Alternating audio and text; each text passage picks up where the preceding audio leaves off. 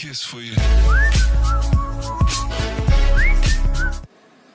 Hello students, welcome to the Education Forest.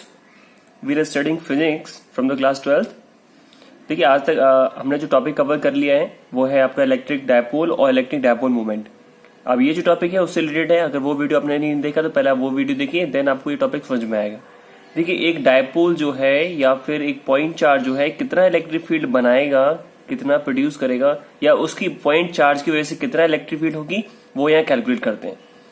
देखिए अभी तक हमने पढ़ लिया कि इलेक्ट्रिक फील्ड जो है, इलेक्ट्रिक फील्ड इंटेंसिटी जिसको हम E से रिप्रेजेंट करते हैं, it is defined as force per unit test charge, या सिंपल हम चार्ज बोल सकते हैं.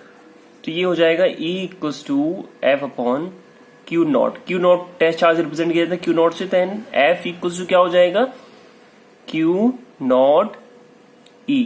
ऐसे भी लिख सकते हैं हम. तो हम इसको इक्वेशन 1 लेट करते हैं.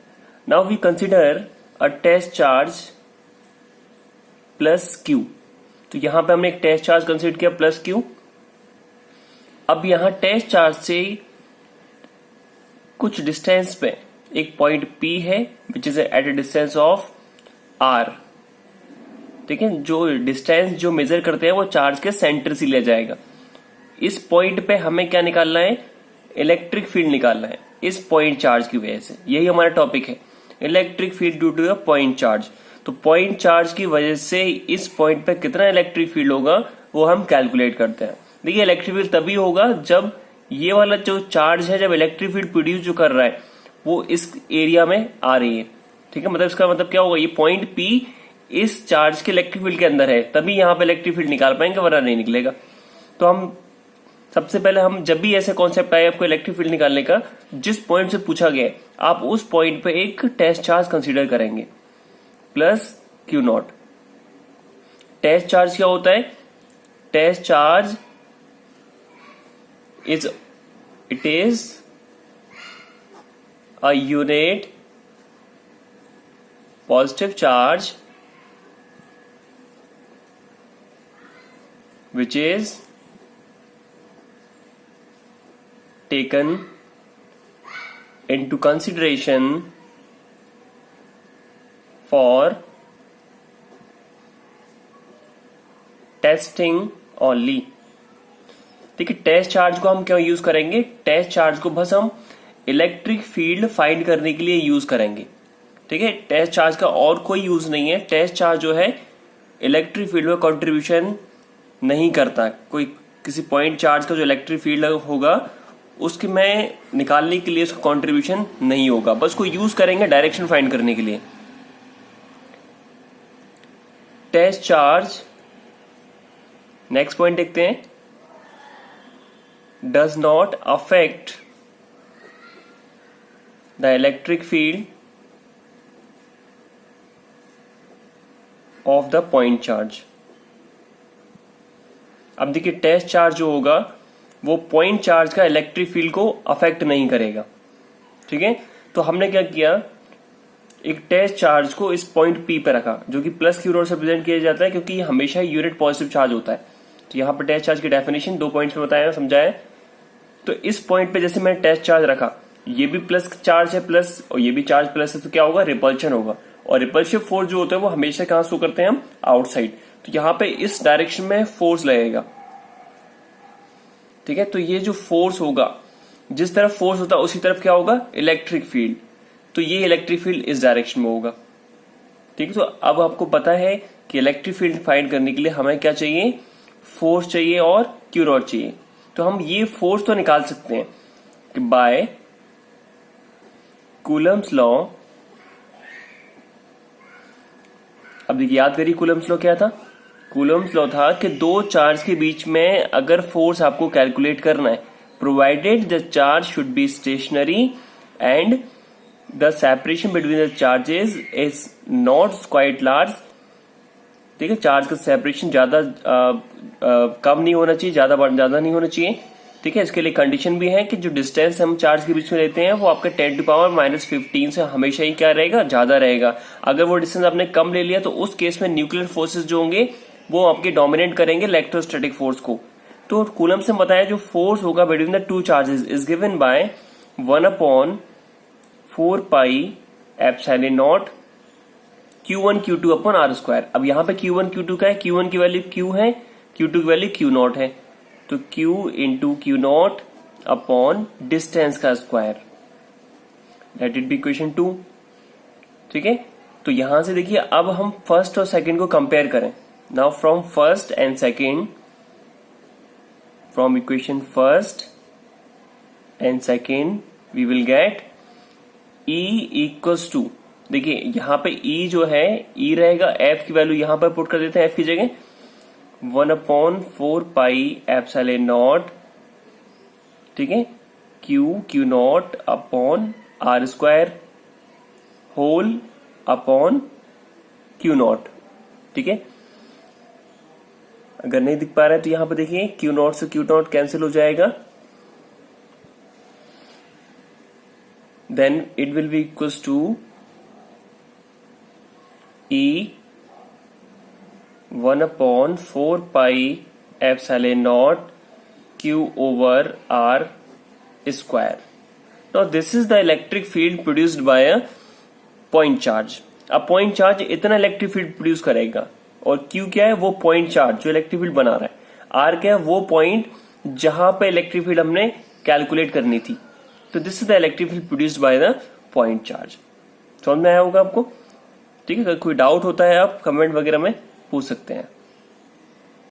ठीक है, तो एक बार फिर से समझ लेते हैं इसको। देखिए पहले हमने इलेक्ट्रिक फील्ड इंटेंसिटी क्या होता है, force upon charge, force upon charge, force upon test charge, तो F इक्वल टू Q0 हो गया। तो इसको हमने इक्वेशन 1 लेट किया। अब यहाँ पे हमने Q0 जो है एक टेस्ट चार्ज माना है। टेस्ट चार्ज समझते क्या है, ये एक पॉजिटिव चार्ज होता है जिस हम इसलिए यूज करते हैं कि इलेक्ट्रिक फील्ड का हम डायरेक्शन निकाल पाए या टेस्ट कर पाए कि whether the electric field is present और नॉट। तो यहाँ पे जिस पॉइंट पे हमें निकालना था इलेक्ट्रिक फील्ड, उस पॉइंट पे हमने टेस्ट चार्ज को प्लेस किया, Q0 को। यहाँ पे पॉइंट चार्ज था Q प्लस Q, तो इसकी वजह से इस पॉइंट पे हमें क्या निकालना था, इलेक्ट्रिक फील्ड। तो हमें डायरेक्शन पता चल गया।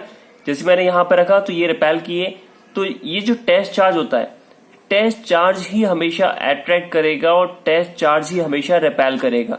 अगर ये चार्ज अगर नेगेटिव होता तो ये इधर जाता, ये चार्ज क्योंकि पॉजिटिव है तो इलेक्ट्रिक फील्ड इस डायरेक्शन में निकली है। ओके, देन हमें फोर्स निकालना by Coulomb's law, 1/4πε0 Q1 Q2 upon R²। अब यहाँ पे Q1 Q2 की वैल्यू क्या होगी, प्लस Q प्लस Q0, ये वैल्यू प्लेस करी। इक्वेशन 1 और 2 हमने इसमें से ये जो आपकी F की वैल्यू थी वो यहाँ पुट करी, तो हमारा इलेक्ट्रिक फील्ड पॉइंट चार्ज का आ गया 1/4πε0 Q/R²। तो यहाँ पे देखिए इलेक्ट्रिक फील्ड जो हो रहा है वो 1/R² की प्रोपोर्शनल है। ठीक है, तो अगर इस तरह का ग्राफ है तो आपको ग्राफ कैसे आएगा आपका, ठीक है, ये क्वाड्रेटिक इक्वेशन वाला हो गया, तो ये इस तरह का आप ग्राफ ड्रॉ कर पाएंगे। Now let us move to another topic. Okay, our next topic is electric field due to an axial point of dipole। Dipole की एक्सिस पे आने वाला जो पॉइंट होगा उसे एक्सियल पॉइंट बोला जाएगा। उस पॉइंट पे अगर कोई भी उस लाइन पे अगर कोई पॉइंट आता है तो उस पॉइंट को बोलेंगे हम एक्सियल पॉइंट। ठीक है, तो कंसीडर करेंगे एक डायपोल को, हम फाइंड करेंगे इलेक्ट्रिक फील्ड किसी भी एक्सियल पॉइंट पे। ठीक है, एक्सियल पॉइंट बहुत सारे पॉसिबल हैं, तो किसी एक पे फाइंड कर लेंगे, वही सबके लिए वैलिड होगा। ठीक है, तो सबसे पहले हम एक कंसीडर करते हैं डायपोल को। तो कंसीडर एन इलेक्ट्रिक डायपोल, तो हमने एक इलेक्ट्रिक डायपोल कंसीडर किया ऑफ लेंथ 2a, हम 2r भी कर सकते हैं, 2l भी कर सकते हैं। तो लेट्स सपोज 2l, हमने 2l कंसीडर कर लिया। ओके, तो डायपोल जो है वो ए भी लिया हुआ है। अब हमने क्या किया, इसकी एक्सिस पे, एक्सिस क्या होगा, डायपोल से पास होने वाली लाइन, ये जो लाइन है, ये जो लाइन डायपोल से पास हो रही है, इधर भी जा सकती है, इधर भी जा सकती है। इस लाइन पे अगर कोई पॉइंट आ रहा है, लेट सपोज P पॉइंट है, तो इस पॉइंट पे हमें क्या है, इलेक्ट्रिक फील्ड फाइंड करनी है इस कंप्लीट डायपोल की वजह से। तो सबसे देखिए वही कॉन्सेप्ट याद रखिए, जिस पॉइंट पे हमें पूछा गया है उस पॉइंट पे हमेशा क्या रखेंगे, एक पॉजिटिव Q0 चार्ज जो कि टेस्ट चार्ज कहलाएगा। तो सबसे पहले इस जो डायग्राम ने बनाया है इसको रेस्पेक्ट देने के लिए थोड़ा इसके लिए जो लाइन है, देखिए हमेशा जो डेरिवेशन किया जाता है तो सबसे पहले आपने जो फिगर बनाया है उसको सपोर्ट करने के लिए 2 लाइन उसके बारे में लिखी, क्योंकि आप बोर्ड में जो है इस तरह के रिप्रेजेंटेशन पे आपको अच्छे नंबर मिलते हैं। आप डायरेक्ट भी स्टार्ट कर सकते हैं, पर कब? जब आपको टाइम की शॉर्टेज है, जब आपको लग रहा है कि एनफ टाइम है, वो डेरिवेशन आपने पहले ही अटेम्प्ट कर लिया और आपको अच्छे से आता है, तो उसको सुंदर से रिप्रेजेंट करिए, उसको अच्छा से रिप्रेजेंट करिए। तो consider an electric dipole AB of length 2L having plus minus Q charge as shown. Now we wish to find out electric field at point P, which is at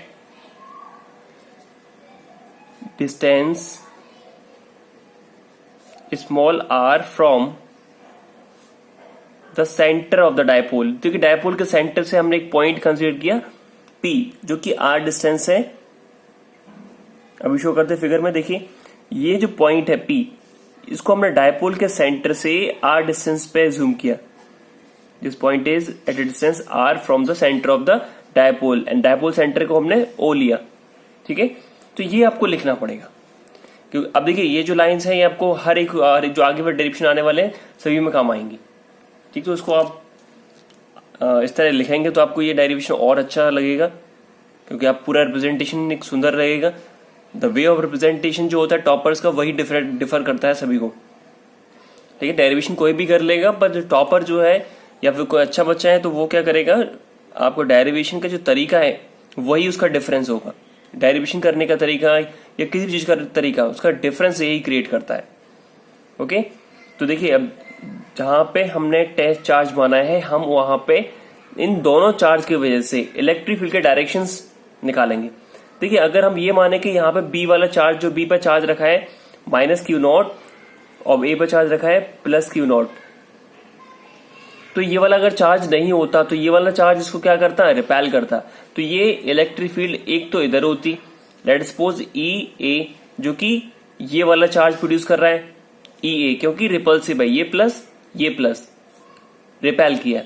अगर ये वाला charge नहीं होता, ये वाला होता खाली, क्योंकि देखिए दोनों हम एट ए टाइम एक ही कंसीडर कर सकते हैं, दोनों को एक साथ लेके चलेंगे तो ये सॉल्व करना पॉसिबल नहीं हो पाएगा, क्योंकि हमें पॉइंट चार्ज का फॉर्मूला तो एक ही है हमारा। एट ए टाइम एक ही को लेके चलेंगे। पहले ए लेके चले तो इस डायरेक्शन में इलेक्ट्रिक फील्ड आया, बी लेके चले तो इस डायरेक्शन में इलेक्ट्रिक फील्ड हमने निकाला। ठीक है, तो इस डायरेक्शन में इलेक्ट्रिक फील्ड हो गया ई बी।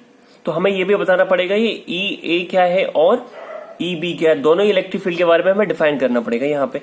तो let E A is the electric field due to charge at A. इसी तरीके से E B is the electric field due to charge at B.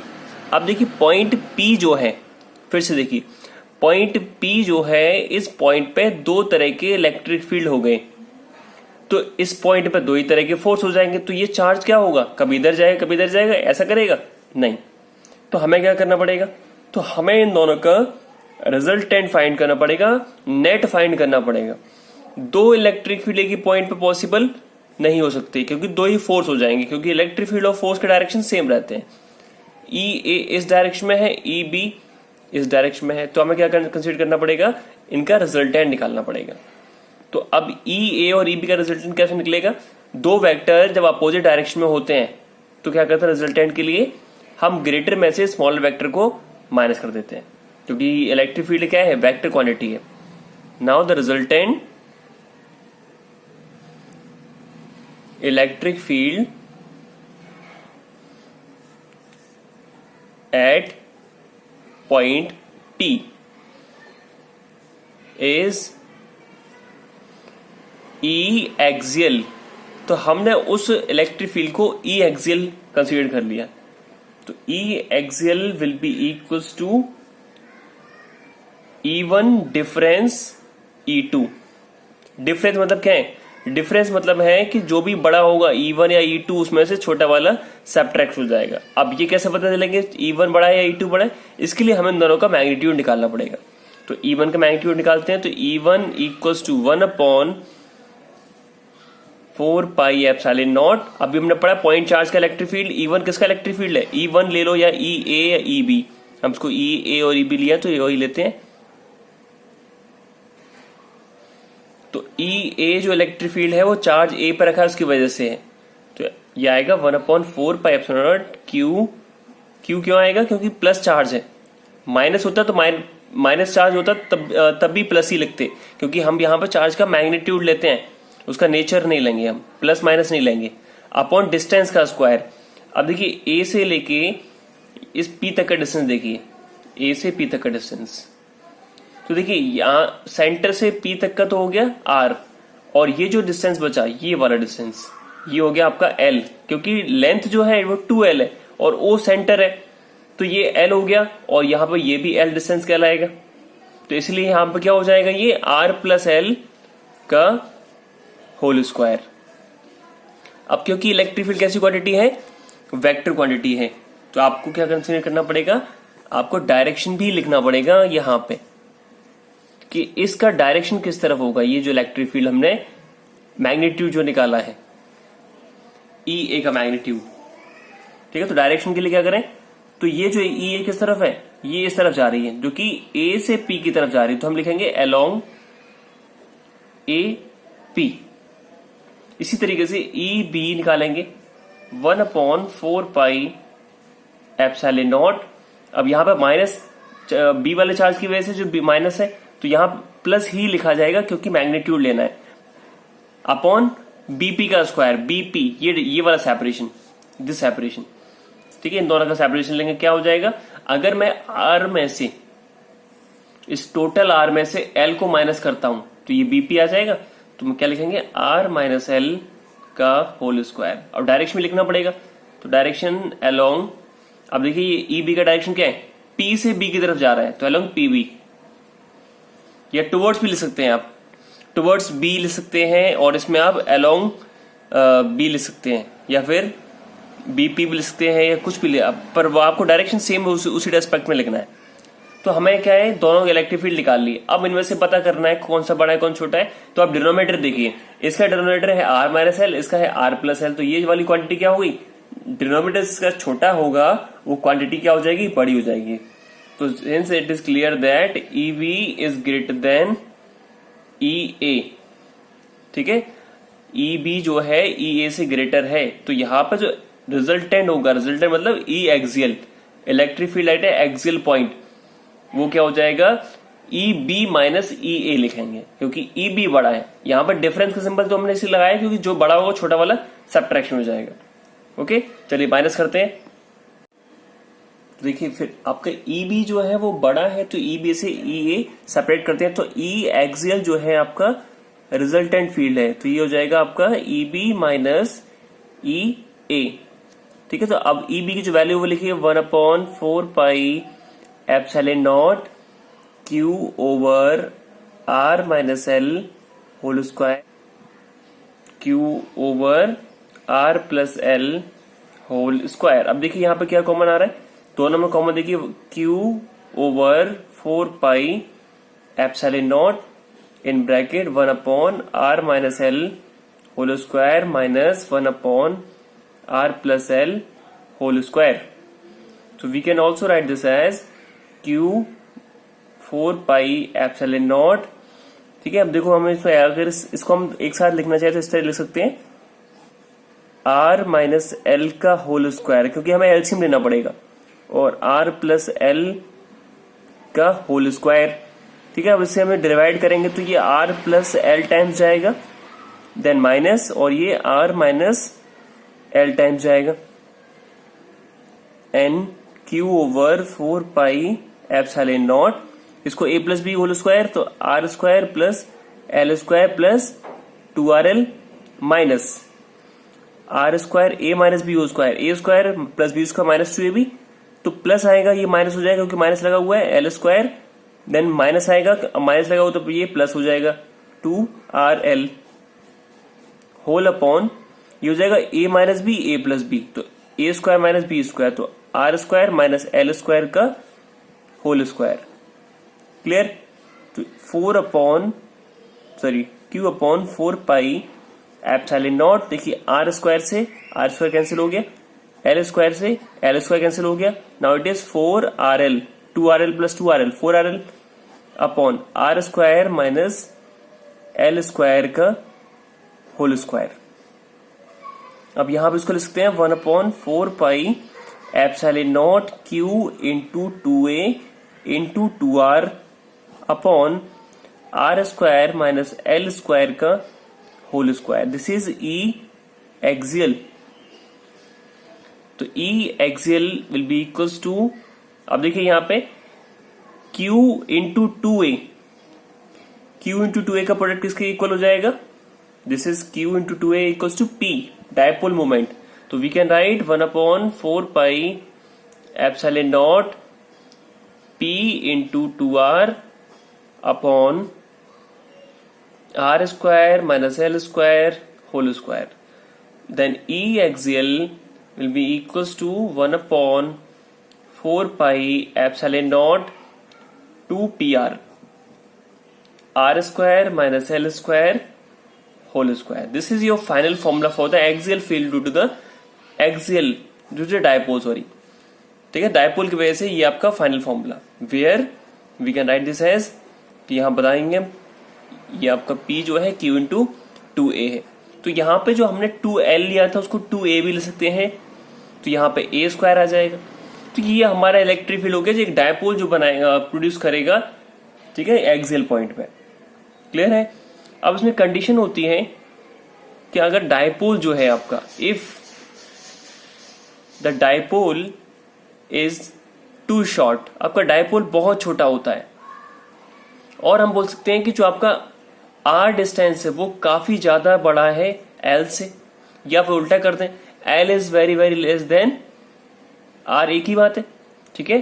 तो उस केस में जो आपका l होगा कैन बी नेग्लेक्टेड, l को हम हटा सकते हैं, ठीक है, क्योंकि देखिए बहुत छोटी क्वांटिटी हो गई, उसको हम नेग्लेक्ट कर देंगे, 0 पुट कर देंगे। Then your formula becomes E axial 1/4 pi epsilon naught, यहां से अगर L को हटा दिया जाए तो ये आर स्क्वायर का होल स्क्वायर R4 हो जाएगा। देखिए L को हटाने का मतलब है इसको 0 रखना, यहां पर 0 रखेंगे तो ये पूरा टर्म हट जाएगा, तो आर स्क्वायर का होल स्क्वायर R4 हो गया। तो इट इज, और R4 होने के बाद ऊपर एक R है, नीचे R4 है, तो 1 टाइम कट जाएगा, R क्यू बचेगा, तो it is 2p upon R Q. Now this is your final formula in case of dipole is too short. तो 2 फॉर्मूले आपके एक्सियल पॉइंट के लिए आ गए, ठीक है। तो अभी तक आपको वीडियो समझ में आया हो तो इस चैनल को लाइक करिए, सब्सक्राइब करिए। देखिए अगर आप इसको लाइक और शेयर करेंगे, सब्सक्राइब करेंगे, तो आपके लिए इस तरह के और भी अच्छे अच्छे वीडियोस आते रहेंगे। Okay, thank you.